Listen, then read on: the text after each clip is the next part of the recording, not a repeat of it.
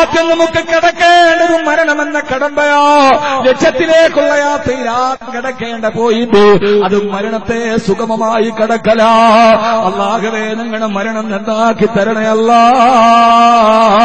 ഞങ്ങളുടെ മരണം നീ നന്നാക്കി തരണയല്ല. ഏത് സമയത്തും നമ്മളെ കൊണ്ടുപോകാൻ അസ്രായീൽ വരില്ല. ഏതൊക്കെ വലിയ സുരക്ഷാ പഴുതുകളടച്ച കോട്ടകൊത്തളങ്ങളിൽ ഒളിച്ചിരുന്നാലും, എവിടെ പോയി നമ്മൾ ഒളിച്ചു മാറി നിന്നാലും അസ്രായീലെ വീട്ടിലേക്ക് വരില്ലേ സഹോദരങ്ങള്?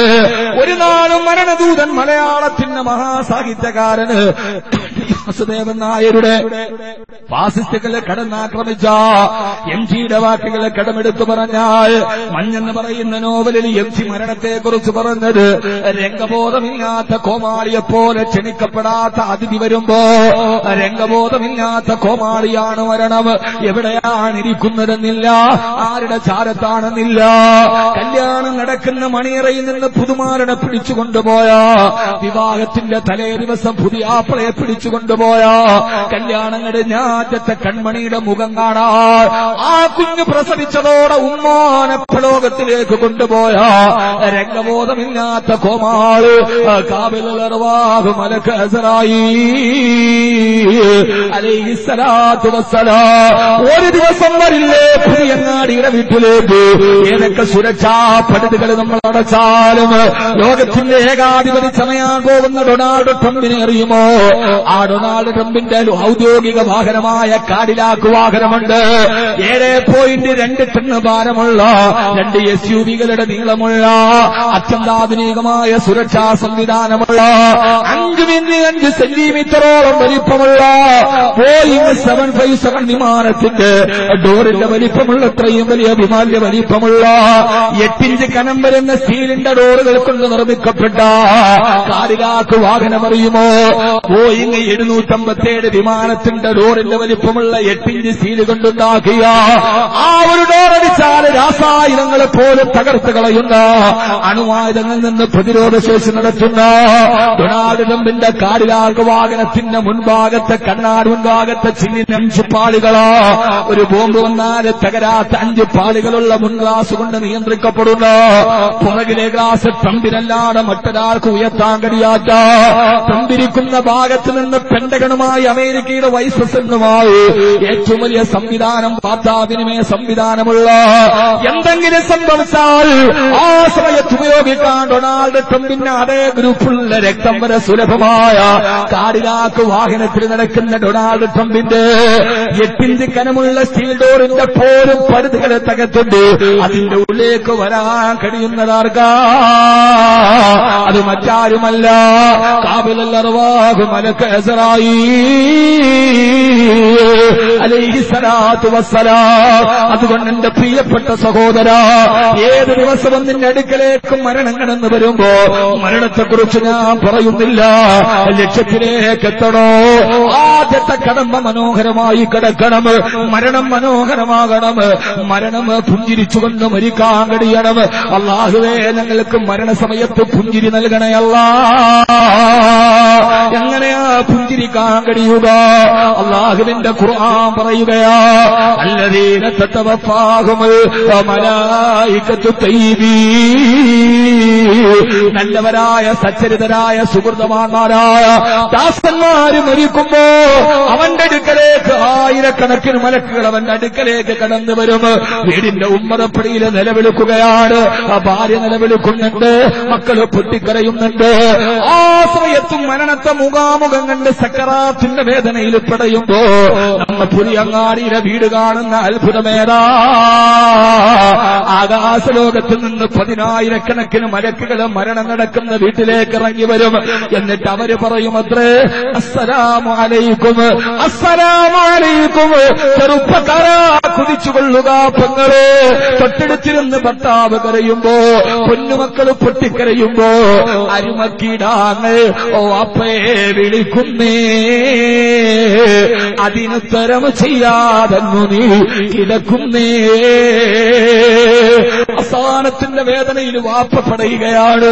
ആ സമയത്തിന്റെ പൊന്നുമക്കളെന്റെ ചാരത്തില്ലേ ഉപ്പാന്റെ നെറ്റിവിയർക്കുമ്പോ, ഉപ്പാന്റെ കൈകാലിട്ടടിച്ച് വിലവിളിക്കുമ്പോ മരണത്തിന്റെ സമയം ഭയാനകരമാ. നമ്മുടെ വീട്ടിന്റെ കട്ടിലിൽ കിടന്നിട്ട് കാലിട്ട് നിലവിളിക്കുകയാ. വൽതഫത്തി സാഖു ബിസ്സാഖ് ഇലാ റബ്ബിക യൗമൈദിൻ അവന്റെ കാൽമുട്ടുകൾ പരസ്പരം കൂട്ടിയിടിക്കാൻ തുടങ്ങി. അവന്റെ കൈവിരലുകൾ വിറക്കാൻ തുടങ്ങി. പ്രേതബാധയേറ്റവനെ പോലെ, ചിത്തഭ്രമം ബാധിച്ചവനെ പോലെ കൈകാലും കൂട്ടിയിടിക്കുമ്പോ മരണാസന്നനായി കിടക്കുന്നവനെന്ന് പറഞ്ഞാൽ ഞാനും നിങ്ങളുടെ ഈ കഥയാണിത്. അവൻ ഉറക്കെ വിളിച്ചു ചോദിക്കും, വക്കീല മനറാ, ആരാണ് എനിക്കൊന്നും മന്ത്രിച്ചൂടുക? എന്റെ കാൽമുട്ടുകൾ കൂട്ടിയിടിക്കുന്നുവല്ലോ, എന്റെ കൈവിരലുകൾ വറക്കുന്നുവല്ലോ, എന്റെ തല വിയർക്കുന്നുവല്ലോ. ആളുകൾ ചോദിക്കും, ഏതു മൊയ്ലിയാരാണെന്ന് മന്ത്രിച്ചോടുക? അല്ലാഹു പറയല്ല, അല്ല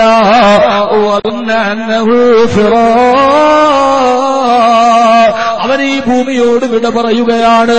അവൻ കബറിന്റെ ഉള്ളിലേക്ക് പോവുകയാണ്. മക്കള് വാപ്പാട് അടുത്തിരുന്ന് കരയുന്നുണ്ട്.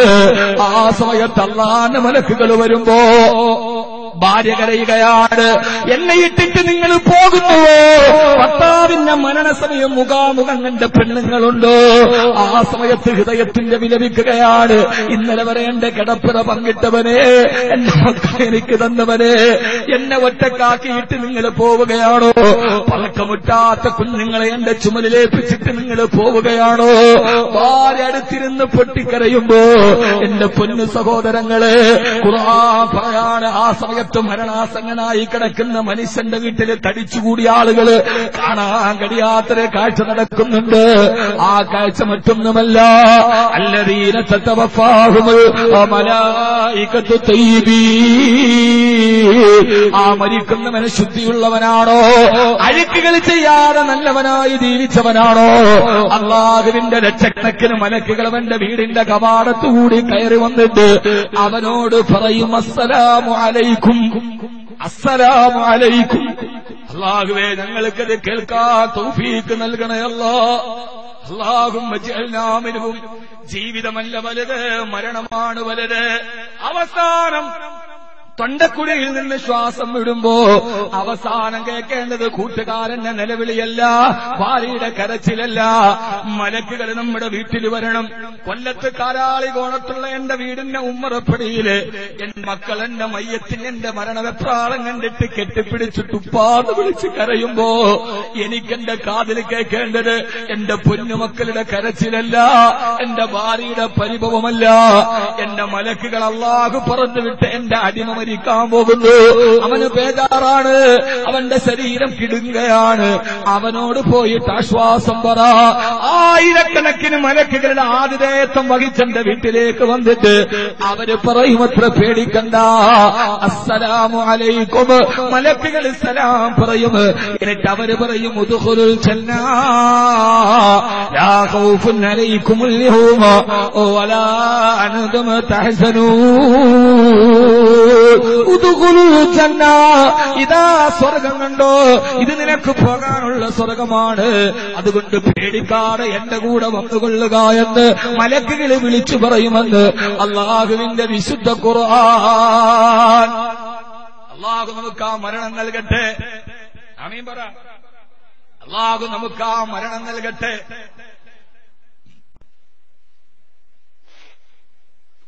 അല്ലാഹു നമ്മുടെ മരണം നന്നാക്കി തരട്ടെ. അതുകൊണ്ടാണ് സഹോദരങ്ങള് ഉഹദിന്റെ രണാങ്കണത്തിൽ സത്യദീനിന്റെ പുനഃസംസ്ഥാപനത്തിനു വേണ്ടി ഇറങ്ങി തിരിച്ച് 80ഓളം വ്യക്തികളെ ചുറ്റു ഉഹദിന്റെ മലയുടെ പാറക്കെട്ടിന്റെ താഴെ കിടക്കുമ്പോ ഹബീബായ നബി സല്ലല്ലാഹു അലൈഹി വസല്ലമ ശിരസ്സെടുത്ത് മടിയിലേക്ക് വെച്ച് തുടങ്ങുമ്പോ അല്ലാഹുവിന്റെ റസൂലിന്റെ റിസാലത്തിന്റെ കരങ്ങളിലേക്ക് ചേർത്ത് പിടിച്ചിട്ട്, നബിയേ, എന്താണ് സഹാബി,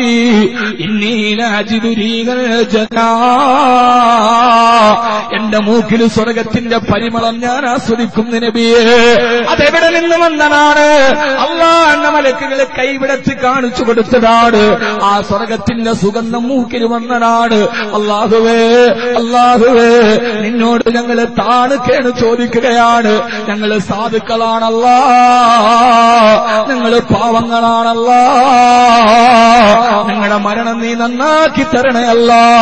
ഞങ്ങളുടെ കൈകളിലൊന്നുമില്ല, ഞങ്ങളുടെ കൈകളിൽ നിരാശമാണ് റബ്ബേ. ഞാനാണെങ്കിലോ നിങ്ങളോട് ഞാൻ പാണ്ഡിത്യം പറയുകയല്ല. ജാബിർ ഖുദവിയുടെ പേര് പറഞ്ഞത് സമസ്ത കേരള ജംഇയ്യത്തുൽ ഉലമയുടെ ഏറ്റവും വലിയ ശബ്ദമായിരുന്ന കണ്ടനമണ്ഡന വേദനകളിലെ തുല്യതയില്ലാത്ത തത്തുല്യമായ വ്യക്തിത്വത്തെ പകരം വെക്കാറില്ലാതെ പണ്ഡിത കേരളം പോലും മാറി നിന്ന മഹാനായ നാട്ടിക ഉസ്താദിന്റെ മകനാണ് ഇഖ്ബാൽ ഖുദവി. ആ പേരൊക്കെ ഞാൻ എന്നോട് ചേർത്ത് പറഞ്ഞത് വെറുതെ ഞാനത് പറയുമ്പോഴും ആത്മീയ ഭൗതിക വിദ്യാഭ്യാസ അക്ഷയ വിപ്ലവത്തിലൂടെ നടന്നുപോയ എന്റെ പ്രിയപ്പെട്ട ആലിമീങ്ങളോട് ഞാൻ നിങ്ങളോട് എന്നെ ചേർത്ത് പറഞ്ഞത് എന്റെ പാണ്ഡിത്യം പറഞ്ഞിട്ടല്ല, പാണ്ഡിത്യം പറയാ ഞാൻ വന്നതുമല്ല. ഞാൻ എന്റെ പ്രസംഗം കൊണ്ട് ആയിരക്കണക്കിന് ഹാഫിളീങ്ങളെ മലയാളത്തിന്റെ മണ്ണിലിറക്കാൻ ഒരു ഖാദിമുൽ ഖുർആനായി വന്നതാണ്. അല്ലാതെ ഞാൻ പാണ്ഡിത്യം പറയാൻ വന്നതല്ല. പാണ്ഡിത്യം പറയാ ഞാനൊരു പണ്ഡിതനല്ല, ലാളിത്യം പറയാ ഞാനൊരു സാത്വികനല്ല, ത്യാഗം പറയാ ഞാനൊരു പരിത്യാഗിയല്ല, സ്നേഹം പറയാ ഞാനൊരാശിക്കല്ല, പ്രമേയം പറയാ ഞാനൊരു പ്രഭാഷകനല്ല, വൈദഗ്ധ്യം പറയാ ഞാനൊരു വിദഗ്ധനല്ല. പിന്നെ ഞാനാരാ? വജുദിലി ബിഅഫ്വിക ഹാനൽ ഫകീറു. അറിവിന്റെ ബാലാരിത്തതകൾ പിന്നിട്ടിട്ടില്ലാത്ത ഒരു ഖുർആന്റെ എളിയ സേവകൻ എന്ന രീതിയിൽ എന്നെ കേൾക്കാനെത്തിയ പ്രിയപ്പെട്ട ചെറുപ്പക്കാരികളോട് ആധുനിക ലോകത്തിന്റെ അശ്ലീലതകളും അനാചാരങ്ങളും ആട്ടിത്തണുപ്പിച്ച് അസുരന്മാരുടെ ജന്മത്തിന്റെ പുറകെ പോകാട് അവസാനം മരിക്കുന്ന നേരത്ത് അല്ലാഹുവിന്റെ മലക്കുകളുടെ നാവിൽ നിന്ന് ആനന്ദത്തിന്റെ വചസ്സുകൾ കേട്ടിട്ട് ഈ ലോകത്തു നിന്നും തിരിച്ചു പോകുമ്പോ അവസാനം കാണുന്ന കാഴ്ച സ്വർഗമാകണം. ഈ ദുനിയാവിലെ അവസാനത്തെ കാഴ്ചയേരാ, അത് അല്ലാഹുവിന്റെ സ്വർഗത്തിന്റെ കാഴ്ചയാകണം. അല്ലാഹുമ്മ ജഅൽനാ മിൻഹും. അല്ലാഹുവേ ഞങ്ങളെ നീ അതിൽ പെടുത്തി അനുഗ്രഹിക്കണേ അല്ലാ. എപ്പോഴാണ് മരിക്കുന്നതെന്നറിയില്ല, ഏത് സമയത്താണ് വിട പറയുന്നതെന്നറിയില്ല. എന്റെ പൊന്നു സഹോദരിമാരെ, 19 വയസ്സുള്ള പട്ടാമ്പിയിലെ 19 വയസ്സുകാരി 1 വയസ്സുള്ള കുഞ്ഞിന് ഭക്ഷണം കൊടുക്കുകയാണ്. അവള് പെട്ടെന്ന് ബോധം കെട്ട് താഴെ വീണു. നേരെ പെരിന്തൽമണ്ണ ഹോസ്പിറ്റലിൽ എത്തിച്ചു. ഓപ്പറേഷൻ തിയേറ്ററിന്റെ വാതിലടഞ്ഞു. 5 മിനിറ്റ് കഴിഞ്ഞപ്പോ തല കുറിച്ചിട്ട് ഡോക്ടർ പറഞ്ഞു, പട്ടാമ്പിയിലെ 19 വയസ്സുകാരി സഫീറ, അവള് സഫീറ മരിച്ചുപോയി. പൊട്ടിക്കരയുന്ന ഭർത്താവ്, 8 പൊട്ടും പിരിയാത്ത 1 വയസ്സുള്ള പൊന്നുമോന് ഭർത്താവ് ചോദിച്ചു പത്രേ, 10 മിനിറ്റ് കൊണ്ട് തളർന്നു വീണ എന്റെ ഭാര്യക്കെന്ത് രോഗമാണ്? ഡോക്ടർ പറഞ്ഞു, ഞങ്ങൾക്കറിയില്ല, പേര് പറയാനറിയാത്ത രോഗമാണ്. ക്യാൻസറിന്റെ കാലം കഴിഞ്ഞു പെങ്ങളെ, ട്യൂമറിന്റെ കാലം കഴിഞ്ഞു പെങ്ങളെ, വിദഗ്ധന്മാർക്ക് പോലും പേര് പറയാൻ കഴിയാത്ത മാറാരോഗങ്ങളും മഹാവ്യാധികളെ ശരീരമെന്ന കൂട്ടിന്റെ ഉള്ളിൽ എവിടെയോ ഒളിച്ച് തക്കം പാത്തിരിക്കുമ്പോ അവസാനം പേരറിയില്ല. റിസൾട്ടിന് വേണ്ടി ഓൾ ഇന്ത്യ മെഡിക്കൽ സയൻസിലേക്ക് റിപ്പോർട്ട് വിട്ടു. 15 ദിവസം കഴിഞ്ഞപ്പോ ഡോക്ടർ ഭർത്താവിനെ വിളിച്ചു പറഞ്ഞത്, നിങ്ങളുടെ ഭാര്യക്ക് എന്ത് രോഗമെന്നറിയോ? ആ രോഗം ഇതിനു മുമ്പ് ഇന്ത്യയിൽ വന്നത് ഡൽഹിയിൽ ഒരു 40 വയസ്സുകാരനാണ്. രണ്ടാമതാ രോഗം വന്നത് പട്ടാമ്പിയിലെ 19 വയസ്സുകാരിക്കാൻ. ഇതിനു മുമ്പ് ആ രോഗം വന്നത് ഡൽഹിയിലെ 40 വയസ്സുകാരനാണ്. രണ്ടാമതാ രോഗം വന്നത് പട്ടാമ്പിയിലെ 19 വയസ്സുകാരിക്കാൻ. എടി പൊട്ടിപ്പെണ്ണേ, പൊട്ടിച്ചിരിച്ചും കൊണ്ടു നീ നടക്കുന്നു, കടയിൽ കഫം തുണി നിന്നെയും നോക്കുന്നു. മഹാനായ തടവാ ഉസ്താദ്, മലയാള ഭാഷയുടെ സൗകുമാര്യത്തിന്റെ ക്ഷണിക കവിയായ മഹാനായ തടവാ ഉസ്താദ് പറഞ്ഞതുപോലെ, പൊട്ടിച്ചിരിച്ചും കൊണ്ടു നീ നടക്കുന്നു, കടയിൽ കഫം തുണി നിന്നെയും നോക്കുന്നു. നീ പൊട്ടിച്ചിരിച്ച് ആർഭാടം നടത്തി, കല്യാണത്തിന്റെ തലേ ദിവസം പാട്ടുപാടിയും മൈനാന്തിയിട്ടും നീ ഇങ്ങനെ നടക്കുന്നല്ലോടി പെണ്ണേ. അടുത്ത കടയിൽ നിന്നിട്ട് വെള്ളത്തുണി നിന്നെ നോക്കി ചിരിക്കുന്നത് കറുത്ത തുണിയുടെ ഉള്ളിൽ നീ കാണുന്നില്ലല്ലോ പൊട്ടിപ്പെണ്ണേ. അല്ലാഹു നമ്മളെ കാത്തുരക്ഷിക്കട്ടെ. അതുകൊണ്ട് ദുആ ചെയ്തോളീൻ.